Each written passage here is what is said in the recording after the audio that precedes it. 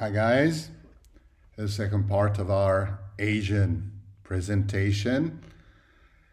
And let's say I cut off several trips I had in Asia in the years between 2001 and 2008, where I started to use more extensively the digital equipment because in the meantime the quality has been raised up a lot, and so I could start to feel that it was almost matching the analog film quality. um, I start this presentation with some pictures of Java, which is a very interesting island because you see the roots of the place, because was firstly influenced by Buddhism, as existing one of the biggest Buddhist temple remaining in the world is called the Borobudur near Yogyakarta, and there are also some remains of very ancient Hindu temples in Prambanan. But now is the most populated island in Indonesia. About 100 million people are living there, and the majority of them are Muslims. But Indonesia has this incredible variety of cultures and religions as well. Hindus, especially in Bali, there is a large majority of Hindus, which, let's say, are a bit different form of Hinduism, which is mutuated also by animism, which was pre-existing to the advent of Hinduism. And also there's still quite powerful Buddhist roots in the island. In every Balinese shrine you may find also statues of Buddhas beside of statues of Shiva and Ganesh.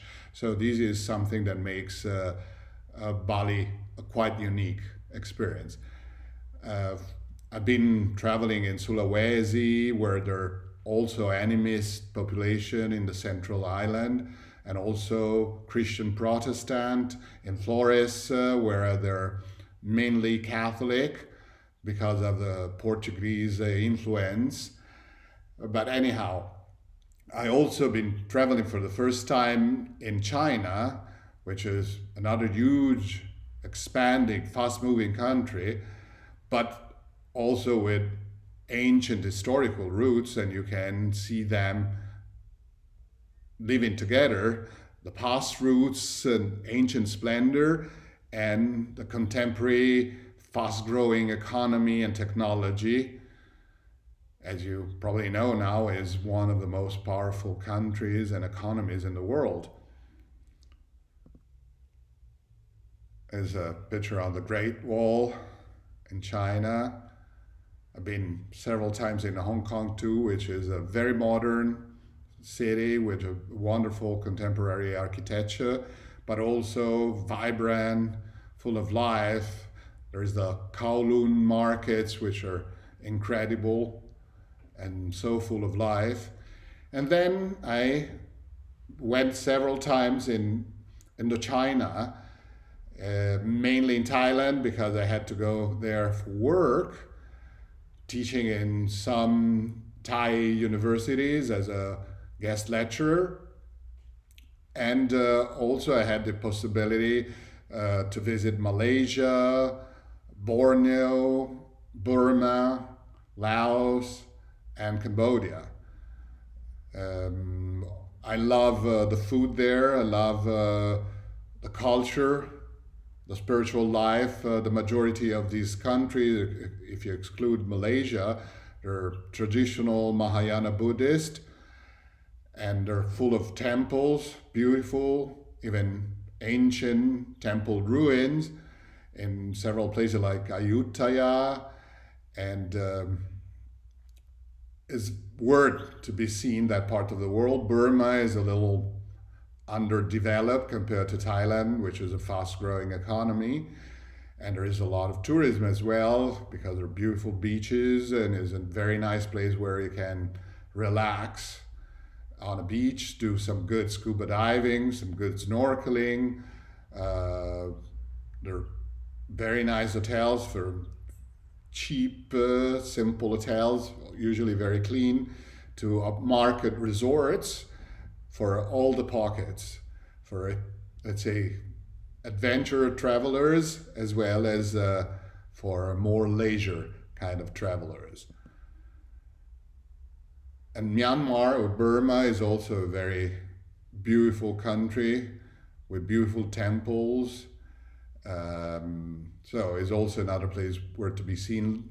Laos is a tiny country, quite small, and with a different pace. There's not much technology, there's not much pollution, not much tourism. It's still a very relaxing place, especially I loved this small town of Luang Prabang, which is on the Mekong River. There's still a lot of ethnic differences, all very interesting, colorful, with different spicy food. In Thailand and Laos, it's very spicy. In Cambodia, it's a bit milder.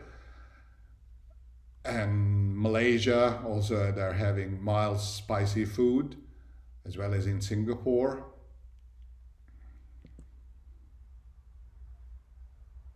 It's definitely a place which requires several trips. Not with one trip, you won't understand much. I always loved to travel, and I define myself a traveler more than a tourist because I need time. I spend a lot of time in a single place, and so I need to go there many, many times to understand how it works. Language, sometimes languages are kind of complicated, but at least you learn some expressions, some phrases which are useful when you want to communicate, even if in the majority of these places you can find people which are speaking English. Not that many in China or in Japan, even in Taiwan there are not many, but let's say in Southeast Asia, a lot of people can speak a fairly understandable English. Angkor in Cambodia is a marvelous place. I mean, it's a gigantic old city just under the jungle canopy.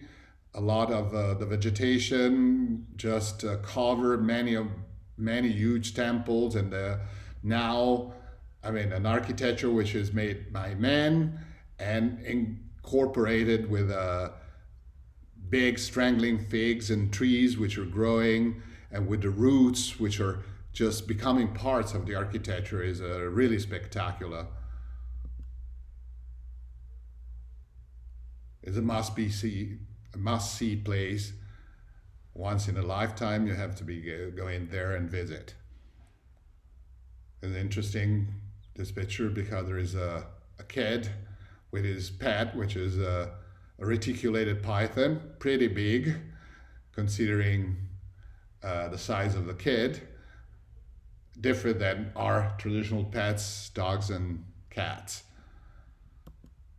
It's an experience I had. I escaped with my wife because there was a terrorist attack in Bangkok, and we were just arrived in Bangkok. We went to this temple shrine in the very center of the city. At the same time that the day after, there was a terrorist attack that killed many people and wounded several others.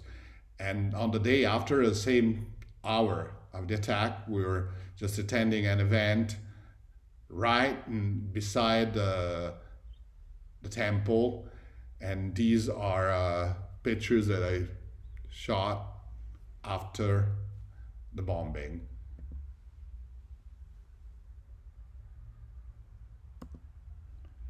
There's a Koh Samui, a lighter weight experience, a kind of beach party at night.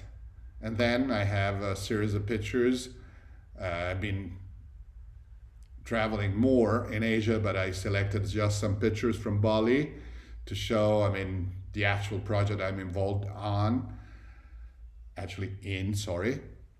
about the people, their spirituality, the way that they just live the religious life there, and how much is making the culture and the attraction of this incredible place that is called the Island of the Gods.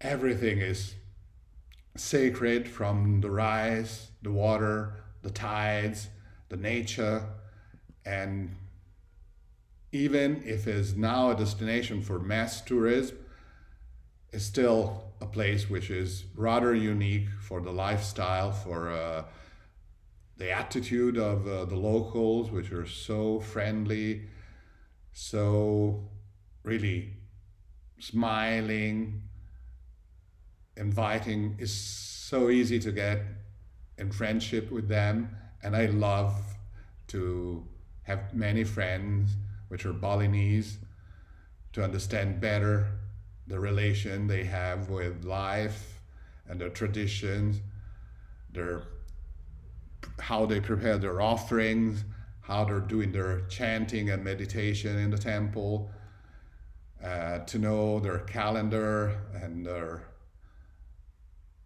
lifestyle. So it's a place where, starting from next summer, I'm going to host some workshops there. If the situation in the world is getting better, as we all hope, I will spend July and August leading workshops there, exploring the less visit places, the least famous places and temple with not too many tourists there.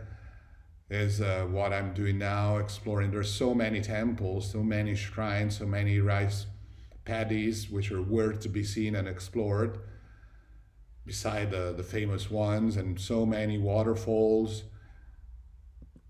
And so this is what I'm going to offer starting from next summer.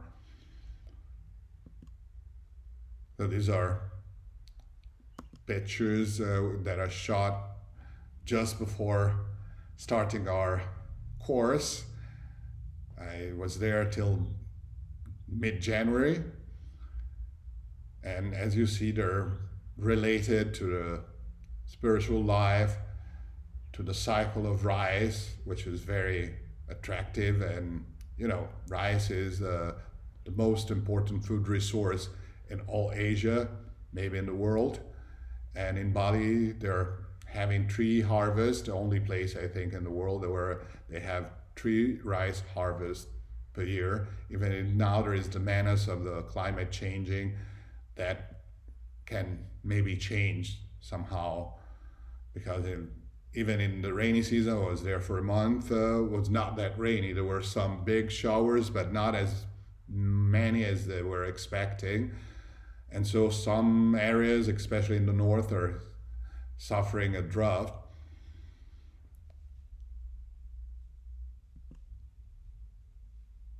So I hope that you enjoyed this part of the slideshow. I recommend you to stay safe, because it's our first goal in this particular moment we're living.